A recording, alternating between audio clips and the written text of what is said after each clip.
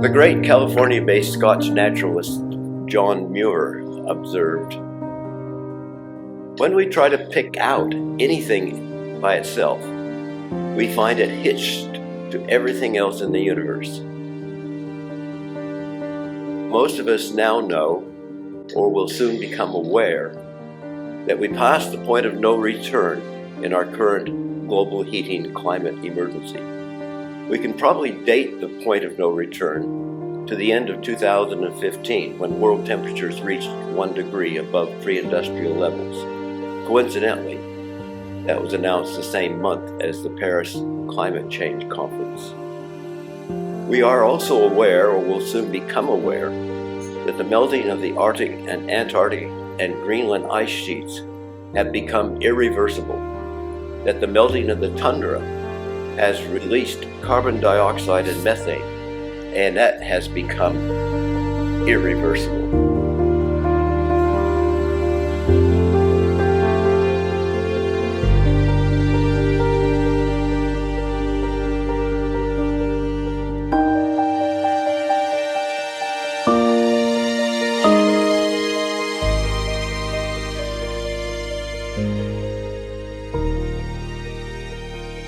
Many climate activists and scientists have realized that we cannot stop global heating, but we can slow it down.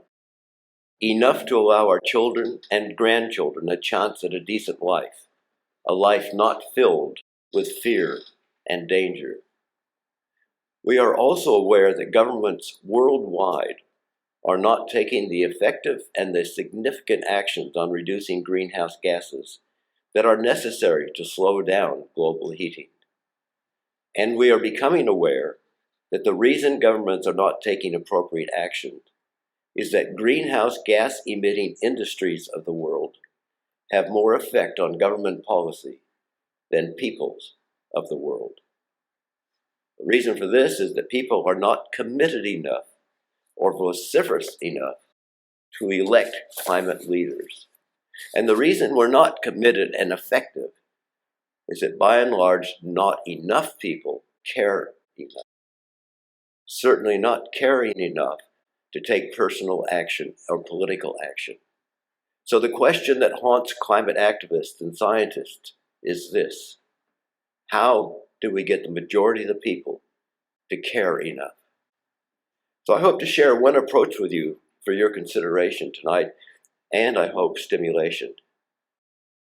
Ever since humans became aware that they could become aware of their environment and their surroundings, they've wondered about the relationship to their environment and eventually to the world around them. We've asked ourselves questions like, where do we fit in the environment? Where did we come from? What happens when we die? Is there a purpose to life? How does nature control or work with us? Is there a being or many beings that control or influence us? And humans have always attempted to answer these questions. We have developed belief systems to provide us with the answers, and thus solace. According to historian Daniel Burstein, people everywhere, dissatisfied with naked experience, have clothed the present with signs of things to come. They found clues in the movement of the planets, in their own dreams, in the flight of birds, or entrails of sacrificial animals, even in their own sneezes. Anthropologists generally describe myths as traditional stories, usually of those who don't believe in modern science or modern religion. I suggest a better description of the word myth is belief systems that other people hold or have held that are different from those generally accepted by us, either collectively or individually. And I've been fascinated over the years by similarities in aspects of belief systems in different times and in different cultures. For instance, the Navajos of Arizona and New Mexico believe there are two forms of everything: what we see and an inner form. This is exactly what Plato said. Changing Woman created the first Navajo from the skin rubbed from her breast, similar to the Hebrew God creating Eve from Adam's rib. The Sumerians had the same story of the flood as Genesis does. A close friend of mine, Maori Kamatua, went to an indigenous conference in Sweden some years ago, and he found the Creek Indians of southeast United States had words in their vocabulary that were the same as Maori words. Graves from the Middle Paleolithic period contained ceremonial drinking vessels fashioned from skulls, just like Melanesians used right throughout the 19th century. But these are just some of the similarities that intrigue me. Now, most belief systems, going back into antiquity, were centered around the observance of natural phenomena in the environment in which peoples lived. For instance, the sun, the moon, mothers giving birth, the continuance of life through sacrifices, cows, elephants, earth, fire, water, air. But note that somewhere around approximately 2000 BCE, give or take an era or two, gods take on more human form.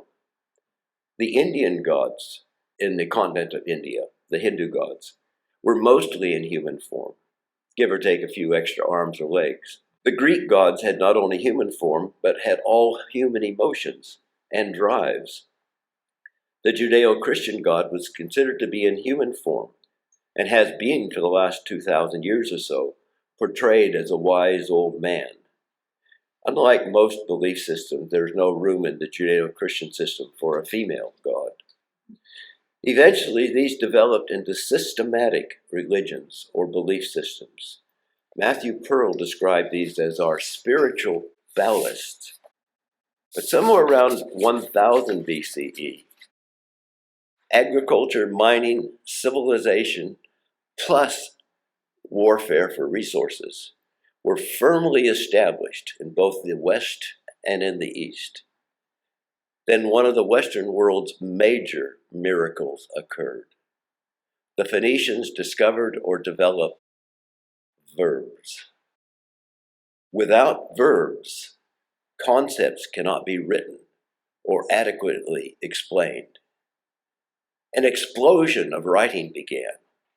Belief systems were written down and formalized, and perhaps, unfortunately, sometimes set in stone. To quote historian Daniel Bernstein again, about the 8th century BCE, the oracles of the Hebrew prophets were written down by the scribes. So the utterances of prophets became a body of divine teachings. Thus, writing expanded tribal revelations into a world religion. Such a transformation had occurred before when the utterances of Zarathustra, several hundred years earlier, became the foundation of Zoroastrianism. It would occur later, too, with the recordings of the words of Buddha, then Jesus, and then with the utterances of Mohammed. The 100 years or so around 500 BCE were perhaps the most exciting times in human history. The Old Testament was completed. Buddha lived. Mithra lived. Confucius lived. Solon developed civilizing laws. The Bhagavad Gita and the Upanishads were written. The Persian Empire ruled the Middle East. Celts became dominant in Western Europe. The Olmec civilization flourished in Mexico. And of course, Socrates and Plato contributed much to Western thought. And one of the beliefs that began to be discussed and written about at this time was the concept of the soul. The Judeo-Christian Islam version of the soul is, like so much of their belief systems, very anthropocentric. We humans each have a body which has a soul, and it is our soul which goes to our heaven. But what if the Hindu version of the soul is more likely, and indeed I think more appropriate? I am a soul with a body. Krishna in the Bhagavad Gita says, "The kingdom of heaven is the kingdom of the soul. I am the soul which dwells in the heart of all things. The Hindu principle of samsara is the universal flow of energy, including life, death, and rebirth. And the great Spanish Arab Muslim philosopher Averroes opined that there is only a single mind of which all souls participated. The American existentialist Ralph Waldo Emerson referred to the oversoul. Emerson's feelings for nature also described relationships between humans and with history. Standing on bare ground, my head bathed in the blithe air and uplifted into infinite space, all mean egotism vanishes. I become a transparent eyeball. I am nothing. I see all. The currents of the universal being circulate through me. I am part and parcel of God. Now note that Emerson implies that egotism must vanish before the universal being can circulate through him. Buddha would have said the same.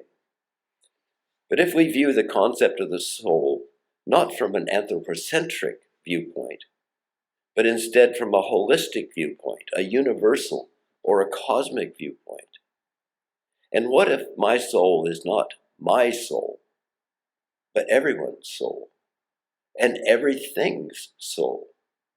And what if my soul is a universal energy that is in everything and everyone and connects everything together? What if you're a part of the same soul that I'm a part of? And so is a polar bear, and the crocus, and the wood and the coal that we burn. These different concepts, these ancient viewpoints, and written down utterances of the various prophets in the then known world informed our Western thought, which was then, and perhaps again unfortunately, bent into anthropocentric shapes. Some developed into what we refer to as philosophies. Some developed into our current religions.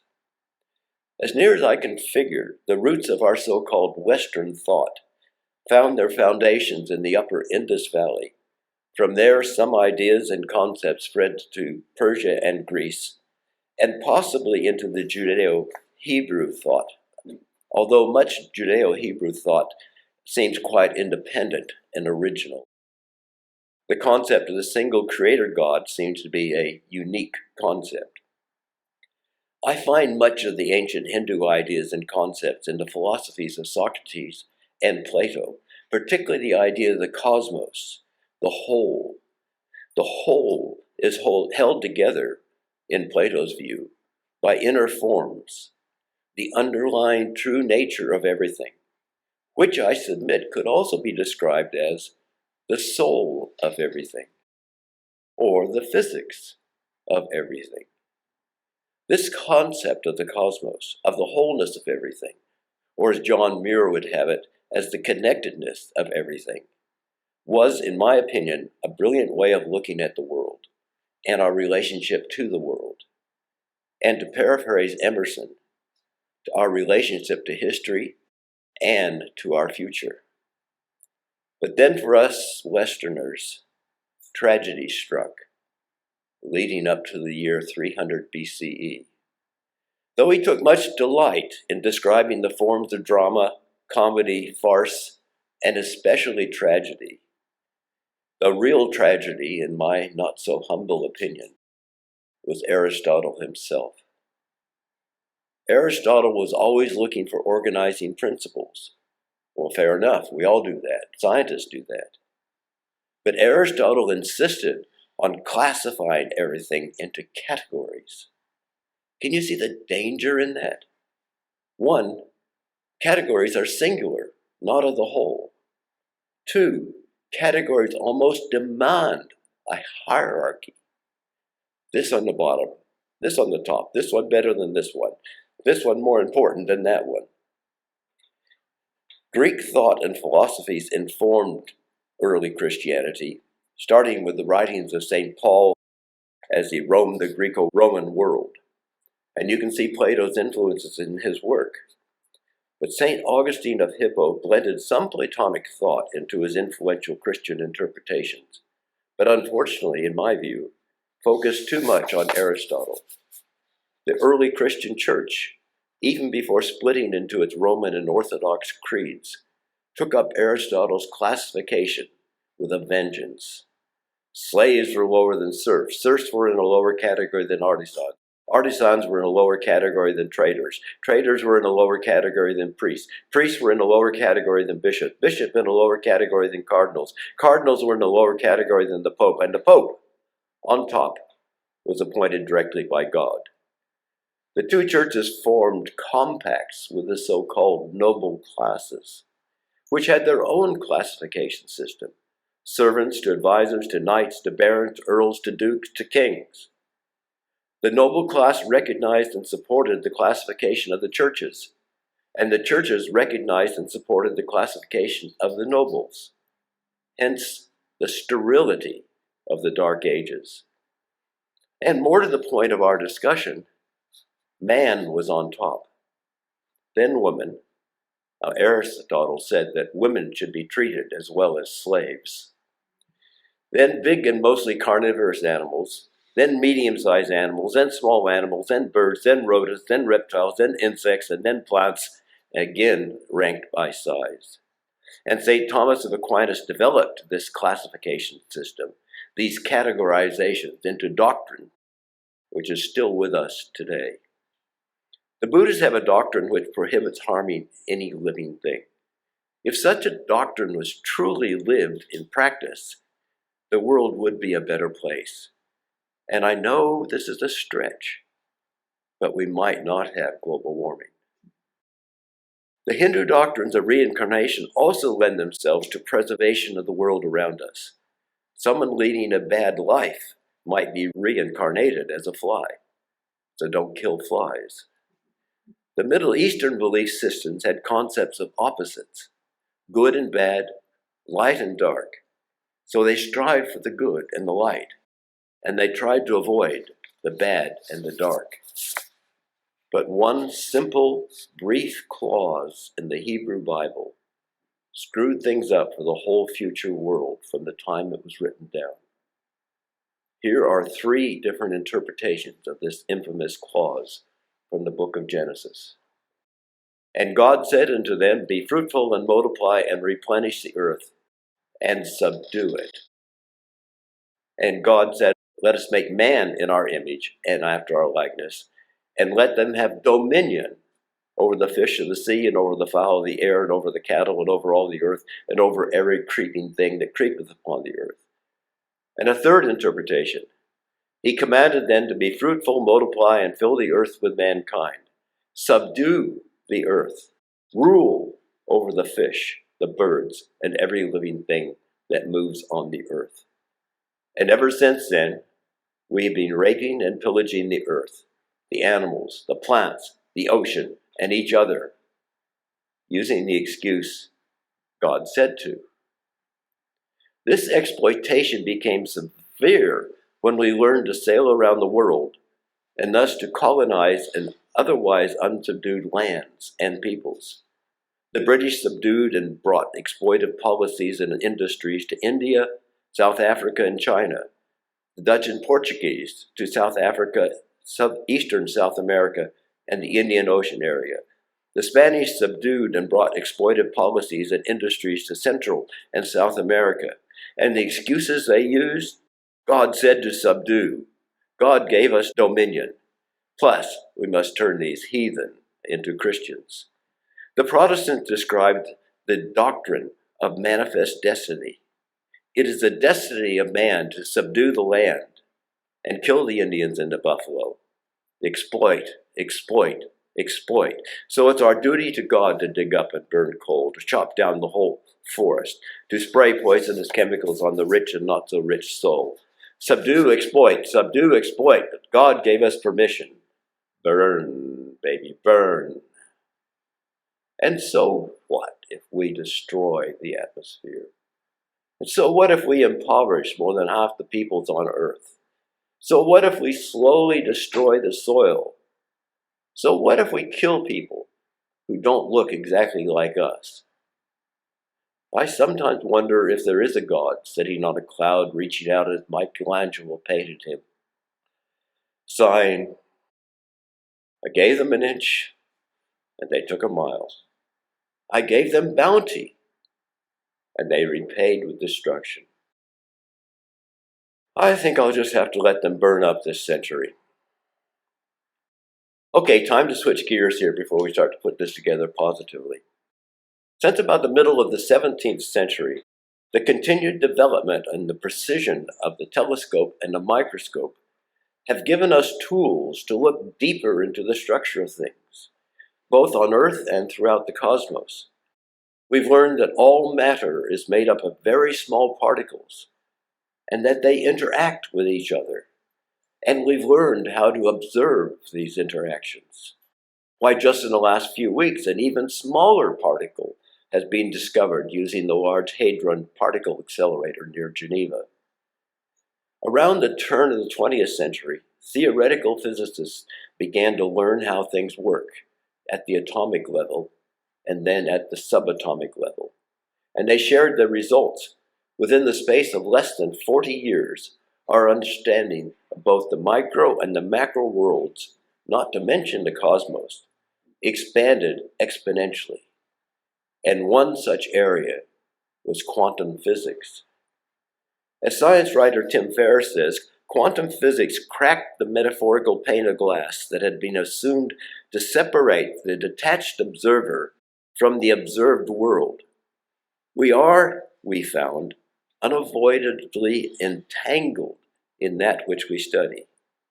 Astrophysics, in determining that matter is the same everywhere and everywhere obeys the same rules, laid bare a cosmic unity that extends from nuclear fission in stars to the chemistry of life. Darwinian evolution, in indicating that all species of earthly life are related and that all arose from ordinary matter, made it clear that there is no wall dividing us from our fellow creatures. Einstein saw both the minute and the larger, the atomic and the cosmic, as one. He referred to his cosmic religious feelings. Quantum physics is the study of matter and energy at the most fundamental level. It aims to uncover the properties and behaviors of the very building blocks of nature. Quantum comes from the Latin meaning how much. It refers to the discrete units of matter and energy that are predicted by and observed by quantum physics. Even space and time, which appears to be extremely continuous, have the smallest possible values. And one of the principles of quantum physics is the concept of entanglement. This is a phenomenon that occurs when two or more objects are connected in such a way that they can be thought of as a single system, even if they are very far apart. The state of one object in that system can't be fully described without information on the state of the other object. Likewise, learning information about one object automatically tells you something about the other and vice versa. Tim Ferriss notes, the quantum revolution has been painful, but we can thank it for having delivered us from several of the illusions that afflicted the classical world view. One such illusion was the delusion of apartness, the assumption that man is separate from nature and that acts of observation can therefore be conducted with complete objectivity. Traditionally, scientists were free to think of themselves as passive observers, sealed off by the laboratory glass or the telescope's lens from the outer world they examined. But quantum physics obliges us to take seriously what had previously been purely philosophical considerations, that we do not see things in themselves, but only aspects of things. Quantum physics did for physics what Darwin had done in the life sciences. It tore down walls, reuniting mind with the wider universe. Do you see elements of Plato in that statement? Not seeing things in themselves, but only aspects of things. Quoting from Friedrich Capra, In 1929, Werner Heisenberg, one of the fathers of quantum physics, spent some time in India. He began to see that the recognition of relativity, interconnectedness, and impermanence, which are three bases of quantum physics, he began to see that the recognition of relativity, interconnectedness, and impermanence as fundamental aspects of physical reality, which had been so difficult for himself and his fellow physicists, but was the very basis of Indian spiritual traditions. In the Upanishads, we find various concepts relevant to quantum physics, from cosmology to the idea of awareness of ultimate reality in time. And is this where perhaps Plato got his concept of the forms? And the Navajo's too? The Vedas support the concept of God as an enormous field that constitutes the true reality of the universe and is not divided into objects with larger or smaller dimensions, but remains what it is at the basis of all reality, even though it manifests itself in each and every form and object of the visible universe. It is without dimensions and basically coincides with the concept of quantum non-locality. So let's put all this together. Does the flap of a butterfly's wings in Brazil set off a tornado in Texas?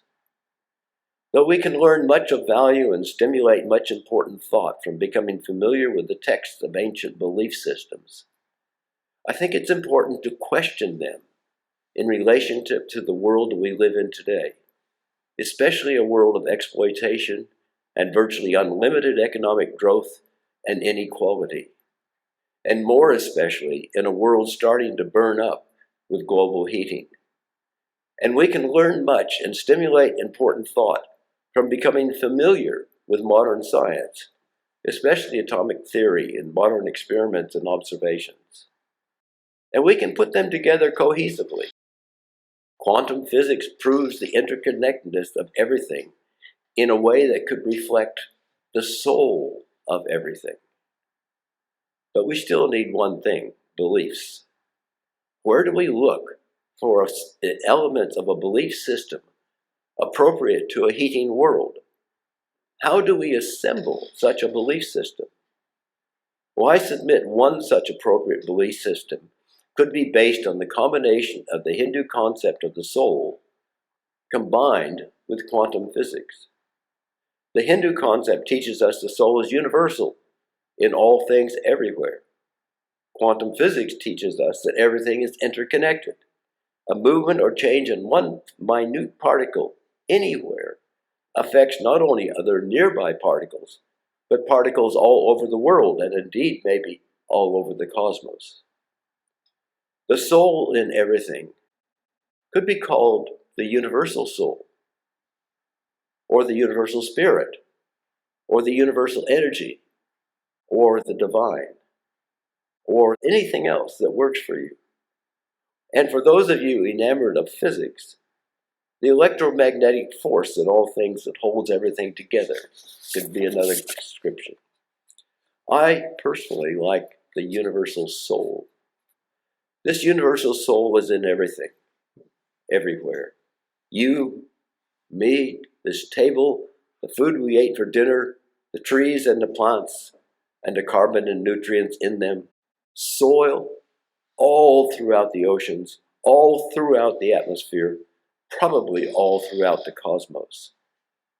And quantum physics teaches us that every particle in all of these is connected to every other minute particle in the world or in the cosmos.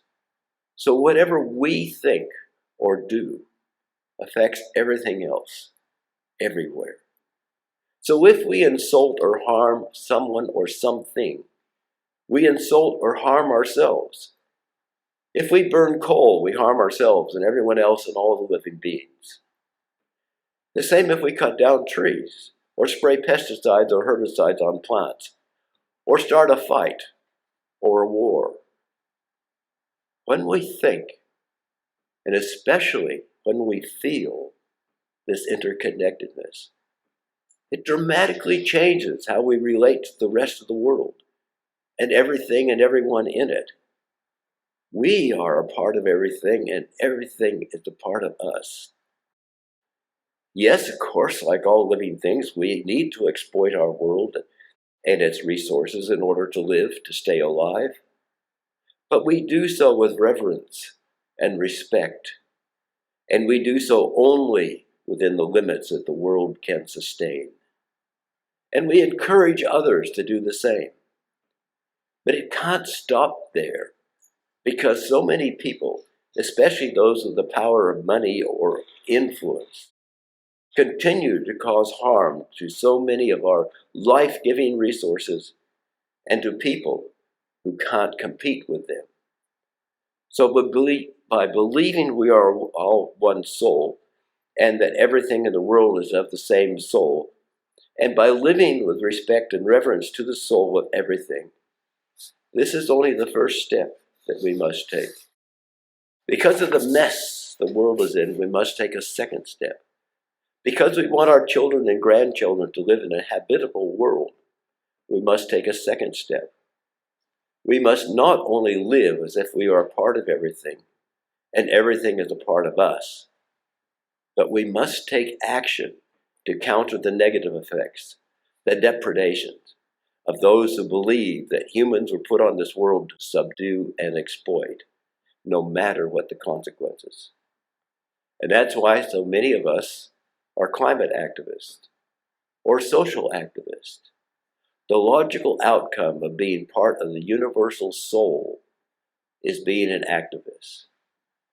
And if we believe in our hearts that we are a part of everything and everything is a part of us, all one universal soul, then we will carry none. Thank you.